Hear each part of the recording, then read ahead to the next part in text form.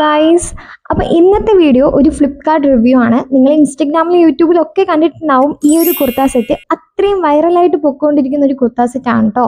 ഞാൻ എടുത്തിട്ടുള്ളത് റെഡ് ഷെയ്ഡാണ്. നിങ്ങൾക്ക് ഇതിൻ്റെ ബ്ലാക്കോ ബ്ലൂവോ ഗ്രീനോ യെല്ലോയോ അങ്ങനെ ഒരുപാട് കളറിൽ ഒരുപാട് ചോയ്സുള്ള നല്ല അടിപൊളി 3 പീസ് കുർത്ത സെറ്റ് ആണ് കേട്ടോ. അപ്പോൾ നമുക്കിത് എങ്ങനെയുണ്ടെന്ന് കണ്ടു നോക്കാം. കോളർ നെക്ക് പാറ്റേണിൽ വീനെക്കിലാണ് കേട്ടോ ഈ ഒരു കുർത്ത സെറ്റ് വരുന്നത്. ഞാൻ സ്മോൾ സൈസാണ് എടുത്തിട്ടുള്ളത്. നിങ്ങൾ എടുക്കുമ്പോൾ നിങ്ങളുടെ ആക്ച്വൽ സൈസ് എടുത്താൽ മതി കേട്ടോ. ഈ കുർത്തയുടെ പ്രിൻ്റാണ് എനിക്ക് അടിപൊളിയായിട്ട് ഇഷ്ടമായത്. നല്ല ഭംഗിയുള്ള പ്രിൻ്റാണ് കേട്ടോ പോയിട്ടുള്ളത്.